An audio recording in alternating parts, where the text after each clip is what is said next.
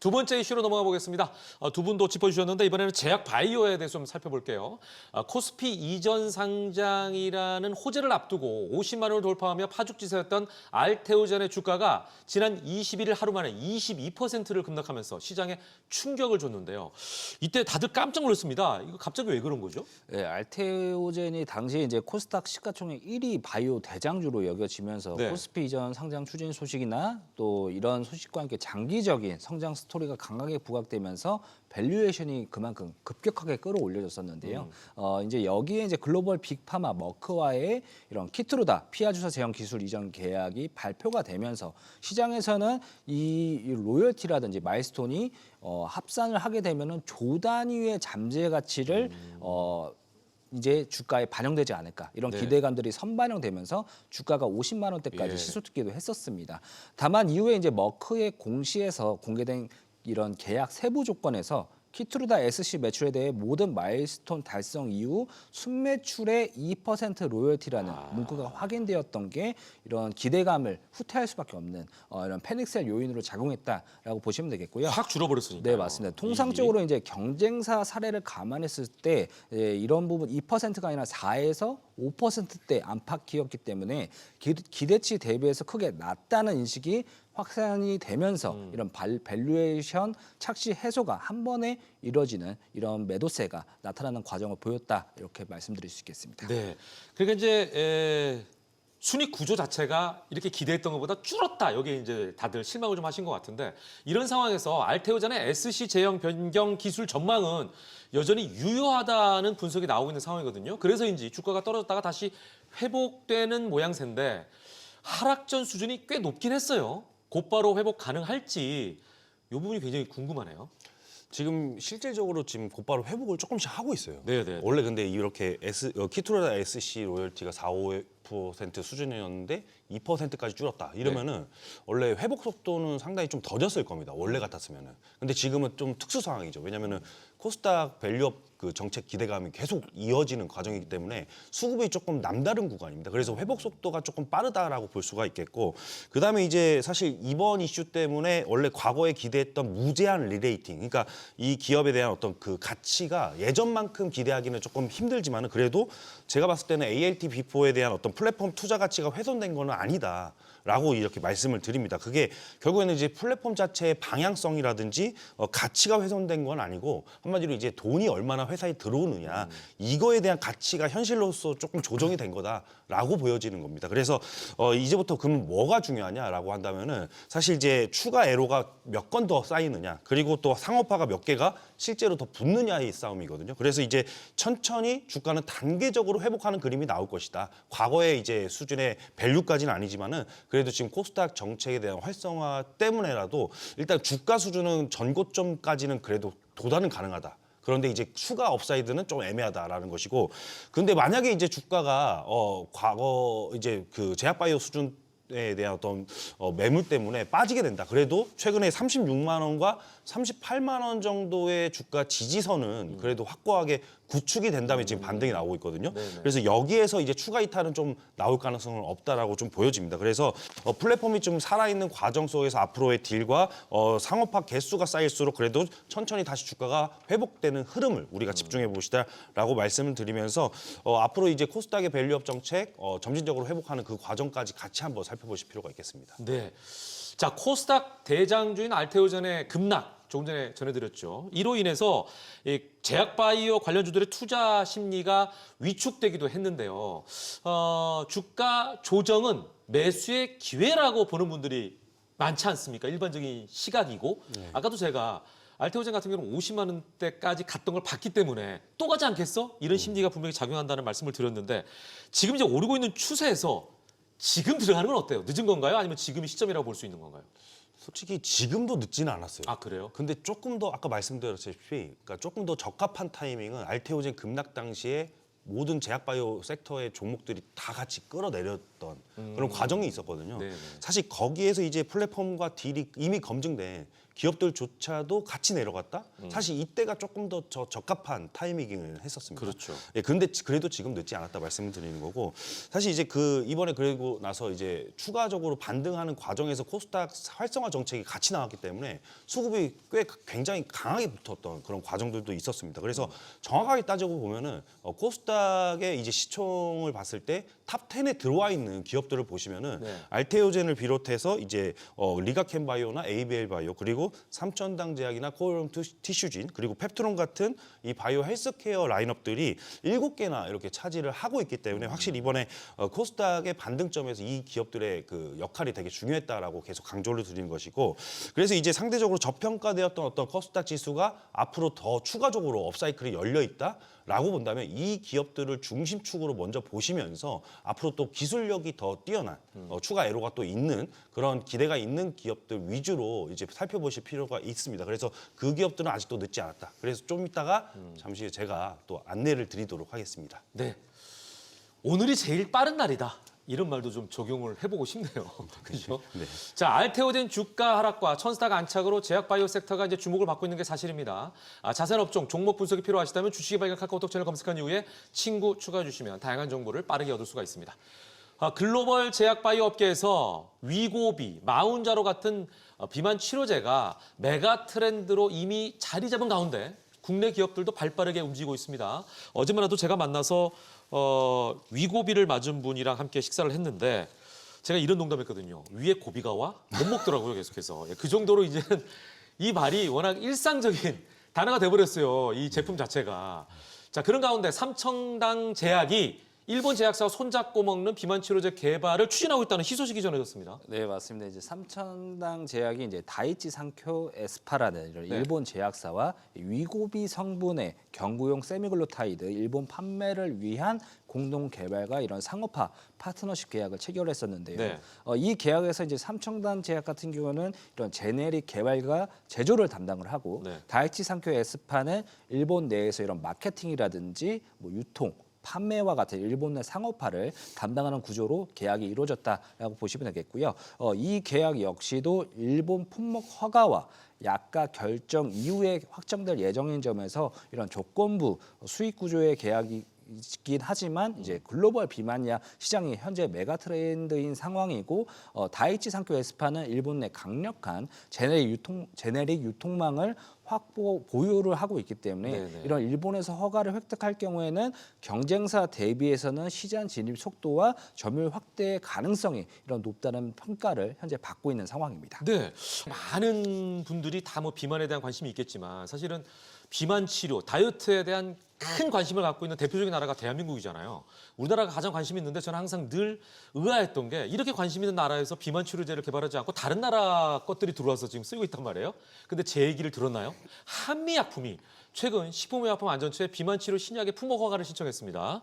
자, 그럼 국내 1호 비만 치료제 등장이 얼마 남지 않은 거라고 볼 수 있는 건가요? 네, 한미약품이 식약처에 이제 품목 허가를 신청한 비만 치료 신약 같은 경우는 이제 국내에서 자체 개발한 최초의 GLP-1 계열 비만 이런 대사질환 치료제 후보로 출시 시점이 이제 올해 하반기로 매우 가깝게 다가온 상황이다라고 보시면 되겠는데요. 네네. 이제 사측에서도 허가를 획득한 다음에 하반기 국내 출시를 목표로 하고 있고 연간 매출 역시도 천억 원 이상의 이런 블록버스터급 비만 약으로 성장시키는 것을 목표로 하고 있다라고 이렇게 밝혔었습니다.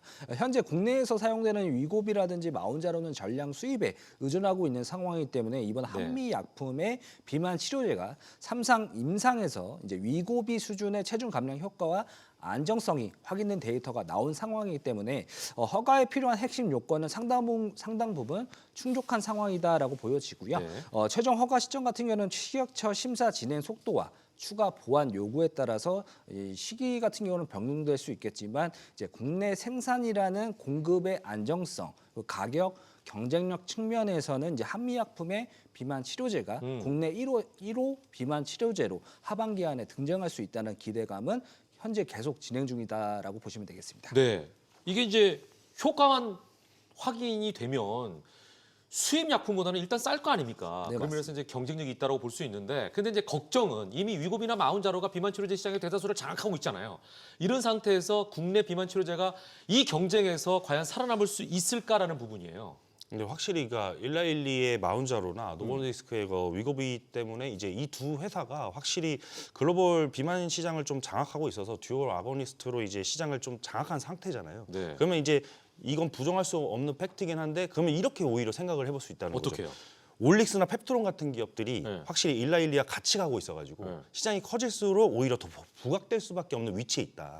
이렇게 수혜를 받는 기업들도 있다라고 생각을 해볼 수 있겠고 그리고 더 중요한 거는 이들이 여기서 멈추지 않는다는 겁니다. 네. 이막에서 뭘 준비하느냐 보시면은 경구 GLP-1 쪽. 그러니까 이거는 먹는 위고비가 지금 알려져 있잖아요. 맞아요. 그러면 앞으로 이제 1112의 오포글리프론도 준비를 하고 있다라고 볼 수가 있겠고 그다음에 장기 지속형을 봤을 때 주 1회에서 월 1회로 늘릴 계약을 지금 하고 있다는 겁니다. 그럼 여기서 이제 추가적인 어떤 이야기가 계속 나올 것이고 여기서 펩트론과 G2G 바이오 그리고 인벤티지랩 같은 기업들이 부각을 받고 있는 것이다라고 보면 됩니다. 그리고 또 여기에서 더해서 콤보 기전이라고 해서 지금 3중 작용제를 보면은 GLP-1, 그다음에 GIP, 그다음에 GCG라고 해서 이렇게 3중 작용제를 준비 중이다. 그러면 여기서 수혜를 받는 기업들이 더 부각될 수밖에 없다라고 말씀을 드립니다. 그래서 네. 결국에는 단순히 지금 살을 빼는 게 목적이 아니라 얼마나 편하냐, 얼마나 오래 가느냐, 그다음에 부작용은 어떠냐 이런 싸움들로 넘어가면서 기전이 확대되는 그런 과정까지 제2막을 봐야 되는 것이고 그러면 여기서 또 누가 다 더 잘 보완하고 그다음에 이제 업그레이드 포지션을 누가 다 더 잘 구축해 가느냐 여기에서 가격 경쟁력까지 갖춘 기업들이 계속해서 부각이 되는 그런 과정들을 맞이할 수 있겠습니다. 아직 끝난 싸움이 아니다라는 생각이 드네요. 제가 여기서 이제 관심 있는 사람으로서 제안을 좀 한다면 패치형도 좋을 것 같긴 해요. 붙였는데 1년 내내 가는 패치형 뭐 이런 거 있잖아요. 아, 네. 얼마나 안전합니까? 붙이기만 하면 되니까 참고해 주시길 바랍니다. 자, 여러분들이 궁금한 업종이나 종목 분석이 필요하시다면 주식의 발견 카톡 채널 검색한 이후에 친구 추가해 주시면 되겠습니다. 전문역들의 세심한 분석과 함께 관련 종목 리포트까지도 받아볼 수가 있겠습니다. 이번에는요. 제약 바이오 금운동 종목을 이영진 자문역과 함께 살펴보도록 하겠습니다. 먼저 동메달부터 공개합니다. 네, 동메달 기업을 먼저 소개해드리겠습니다. 바로 올릭스입니다. 올릭스. 네, 먼저 핵심 파이프라인부터 보겠습니다. 1112와 기술 이전된 OLX702A 이게 바로 마크1 타깃의 메시 치료제입니다. 이 현재 상황은요. 호주에서 임상 1상을 진행 중이고 단해 투여 임상은 말입니다. 이미 완료가 됐습니다. 그래서 현재 반복적인 투여 단계로 넘어가고 있는 단계다. 그런 상태다라고 이해하시면 됩니다. 그래서 중요한 포인트를 여기서 한 가지 더 말씀을 드리면 네. 마크1 타겟을 ALK 비만과 듀얼 타겟팅으로 집중하고 있다. 그래서 올릭스는 이 듀얼을 플랫폼을 쓰는 구조다라고 이해를 하셔야 되는데 즉 단순 병용이 아니라 RNA를 기반으로 한 이 듀얼 타겟팅으로 효율을 더 끌어올리는 전략이다라고 강조를 드립니다. 이 듀얼 타겟팅 결과가 공개가 될 경우에는요. 1112 쪽으로 추가 딜에 대한 체결 가능성까지도 지금 언급이 되고 있습니다. 그래서 이 회사가 비만 대사만 있는 게 또 아니다라고 해서 리레이팅이 더 된 것이죠. 이 과거에 로레알과 탈모 치료 쪽 공동 개발 연구를 한 이력이 있어가지고 이 파이프라인이 의약품뿐만 아니라 화장품 영역까지 포함한 이 공동 연구 개발로 이렇게 확장이 된 가능성도 같이 한번 계속 고려를 해보셔야 됩니다. 네. 그리고 또 플러스에서 안과와 황반변성 치료제다까지도 있다라고 이렇게 말씀을 드리는데 이 파이프라인은 이미 미국에서 임상 1상에 대한 최종 보고서 이게 CSR까지 수령을 완료한 상태고요. 그다음에 일상 데이터에서 환자 시력 개선 효과가 이미 확인이 됐다. 그러면 이게 또 굉장히 의미 있는 포인트입니다. 그러면 올해 결국에는 신규 데이터가 발표되면 또 추가 기술 이전 가능성까지도 이쪽에서 또 열려 있습니다. 그렇게 해서 모든 게 이 하나의 플랫폼 안에서 여러 가지 내러티브가 나온다는 점 당연히 업사이클이 더 열려 있다라고 말씀드리면서 동메달 마치겠습니다. 네, 자 동메달은요 듀얼 타겟팅 전략을 갖춘 데다가 안과 분야까지도 섭렵하기 위해서 노력하고 있는 올릭스가 차지했습니다. 자, 이어서 은메달 종목 바로 공개하겠습니다. 네, 은메달도 묵직한 기업입니다. 바로 ABL 바이오입니다. ABL 바이오. 네. ABL 바이오의 그랩바디 B는요, 중추신경, 이 CNS 하나만 보고 끝나는 플랫폼이 아니라요. BBB 셔틀을 기반으로 해서 중추신경계, 그 다음에 비중추신경계, 그 다음에 유전자 치료까지 확장형 플랫폼으로 넘어가는 그런 초입에 와 있습니다. 그래서 최근에 노바티스가 사이누로로부터 BBB 셔틀이 이 적용된 항체를 우리 돈으로 약 2.4조 원에 도입을 했는데 이거는 뭐냐면요. 이제 BBB 셔틀이 이제 연구용 기술이 아니라 이 상업적으로 돈이 된다. 그런 플랫폼이다라는 것을 빅파마가 직접 증명을 해준 겁니다. 그래서 사노피나 GSK, 그다음에 일라일리 같은 회사들도 이미 비슷한 대형 계약들을 이어가고 있겠고요. 그다음에 이제는 그래파드비도 기술 검증 단계를 넘어서서 가속 성장 구간에 들어와 있다라고 이게 평가되는 또 이유입니다. 그래서 이제 플랫폼 가치도 자체도 10.5조 원 수준으로 상향해서 보고 있다. 그리고 여기서 또 하나 중요한 부분을 말씀드리면 그래파드비의 가치는 알츠하이머 같은 CNS 타겟만 국한되어 있지 않습니다. 말씀드린 이 CNS 타겟에 대한 예를 들면은 간경증이라든지 그리고 유전자 치료, 그다음에 보건의학 영역까지도 확장 가능성을 감안해서 기존 대비해서 200% 수준으로 가치 반영이 이루어졌습니다. 그러면은 이제 지금은 그래파드비가 단순히 가능성만 있는 기술이 아니라 가치성과 확장성이 동시에 커지는 구간에 진입했다라고 말씀을 드립니다. 게다가 후속 파이프라인도 계속 따라하고 있는데 위식도암과 대상 임상 데이터 진전과 그다음에 이제 또 보시면 담도암 대상 쪽에서 데이터 발표가 예정이 또 되어 있고요. 끝으로 이제 RNA 치료제 입장에서는 어디로 또 얼마나 많이 안전하게 좀 가져다 주느냐가 관건인데 여기서 이제 그래파드비가 바로 그 운반 트럭 역할을 할 수 있다라고 마지막으로 강조드립니다. 그래서 RNA 모달리티가 확장될수록 BBB 셔틀이 필수 레이어가 될 수 있어가지고 RNA 섹터가 커질수록 그래파드비의 전략적 가치도 같이 올라가는 구조, 앞으로가 더 기대되는 기업이다라고 말씀드립니다. 네. 자, 은메달 기업도 대단하네요. 근본적으로 유전자 치료까지도 가능한 기술력 갖추고 있는 ABL 바이오가 차지했습니다. 자, 이제 마지막으로 금메달을 알아볼 텐데요. 잘 아시는 것처럼 금메달 종목명은 오직 주식의 발견 카톡 채널에서만 공개가 됩니다. 금메달 종목명이 궁금하시다면 주식의 발견 카톡 채널 검색한 이후에 친구 추가해 주시면 바로 확인이 가능합니다. 이제 금메달 종목에 대한 힌트 드리겠습니다. 네, 카카오톡 주식의 발견 채널에서 공개되는 금메달 힌트를 드리도록 하겠습니다.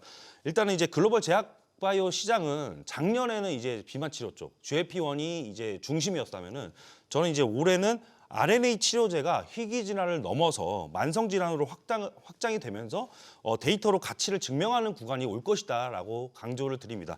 그래서 사실 이제 앞서서 동메달과 은메달 모두 다 RNA와 관련된 이야기를 드렸고요. 네. 이번 금메달도 마찬가지입니다. 세계 최초의 임상 진입을 RNA로 해가지고 편집과 치안 치료제를 공표를 했고요. 그다음에 2026년에 RNA 서사를 만들어갈 기업이다라고 강조드립니다. 네, 트렌드 자체가 이쪽으로 반영이 되고 있고 그쪽을 따라가는 기업들이 사실 앞으로의 가치가 더 올라간다 이렇게 볼 수 있을 것 같은데 이 종목을 금메달로 뽑은 또 다른 특별한 이유가 있겠죠?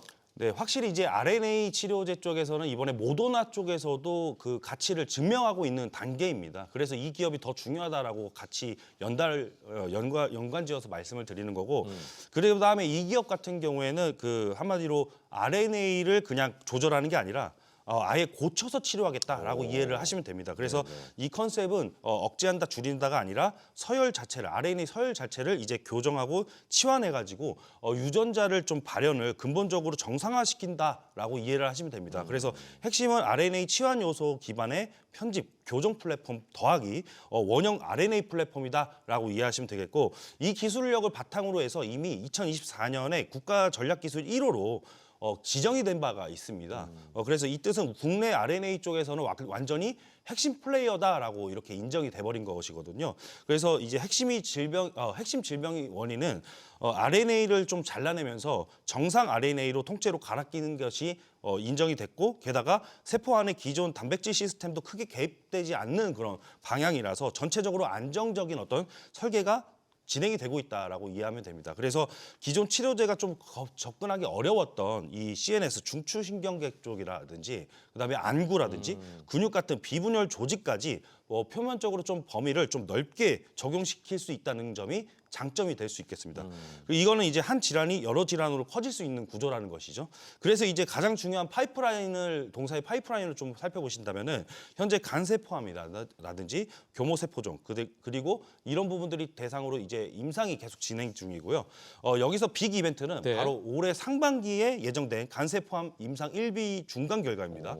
이게 왜 중요하냐면 세계 최초의 RNA 편집 항암제에 사람에서의 효능을 확인하는 구간이거든요. 오, 중요하네요. 예, 그래서 즉 결과가 좋게 나오면 그때부터 기대감이 아니라 기업 가치가 구조적으로 당연히 재평가될 수 있는 그런 단계에 와 있다라고 이야기 드립니다. 그래서 게다가 근본 치료제인 이 알츠하이머는 현재 전임상 단계임에도 글로벌 기업과 물질 이전 계약을 체결한 이력이 있어가지고 여기서 이제 임상에 들어가기 전에 조기 에러 가능성도 열려 있다는 점까지도 강조가 됩니다. 그래서 이런 부분들이 JP모건 헬스케어에서 크게 부각이 됐기 때문에 연달아서 상한가를 간 이력이 있습니다. 그래서 그 이후에 주가가 지금 조정이 나와 있고 다시 반등하기 초입 구간이다. 그래서 지금 보시면 수급이 좀 특이점이 있어요.